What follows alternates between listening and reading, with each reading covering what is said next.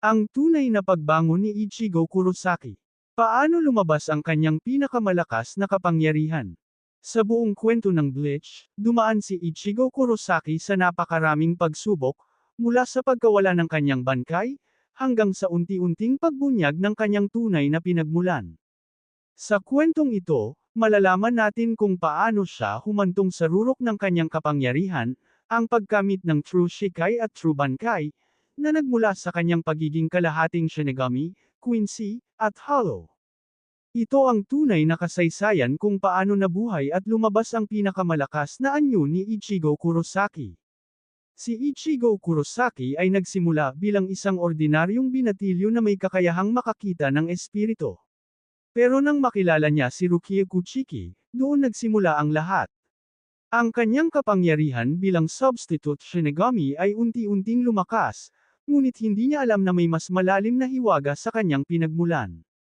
Habang dumadaan siya sa laban-laban sa mga malalakas na kalaban tulad ni Byakuya, Grimmjow, at lalo na kay Ulquiorra, unti-unting lumalabas ang kanyang kakaibang hollow powers.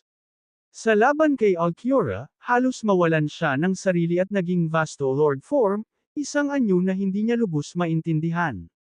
Ito ang unang senyales na kakaiba ang kanyang kaluluwa. Sa laban kay Aizen, ibinuwis ni Ichigo ang lahat para gamitin ang Final Getsuga Tensho. Ginamit niya ang Mugetsu, isang teknik na nagdala ng kapayapaan pero kapalit nito ay ang pagkawala ng lahat ng kanyang kapangyarihan. Para kay Ichigo, ito'y tila katapusan, pero hindi pa pala. Ibinalik ni Kisuke Urahara at ng Soul Society ang kanyang Shinigami power sa pamamagitan ng Dangai training at tulong ng mga kapwa Shinigami. Ngunit higit pa dito, unti-unting nabunyag ang sekreto. Ang kanyang ina na si Masaki ay isang Quincy. Ang kanyang ama na si Ishin ay isang Shinigami. At dahil sa trahedya ng Hollow na umatake kay Masaki, may bahagi ring Hollow sa kanyang espiritu. Dito nagsimulang maintindihan ni Ichigo, hindi siya simpleng tao lang. Isa siyang natatanging pinaghalong tatlong lahi.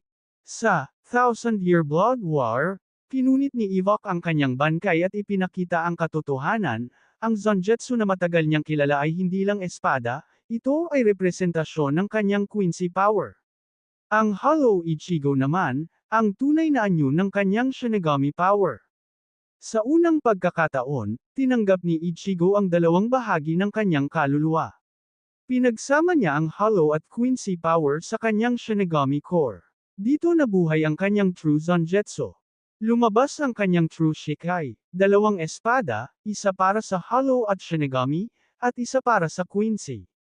At kalaunan, sa kanyang True Bankai, nakuha niya ang pinakamalakas na anyo ng Getsuga Tensho, isang kapangyarihan na kayang lumaban sa mismong hari ng Quincy. Sa huli, sa pamamagitan ng pagtanggap sa kanyang buong pagkatao, hindi lang bilang Shinigami, hindi lang bilang Quincy, hindi lang bilang Hollow, naging buo si Ichigo. Ang kanyang pinakamalakas na kapangyarihan ay hindi nagmula sa pagiging pinakamagaling, kundi sa pagtanggap sa lahat ng kanyang bahagi. Ito ang dahilan kung bakit siya ang pinakanatatanging mandirigma ng Bleach, ang tanging kayang tumayo laban sa hari ng Quincy.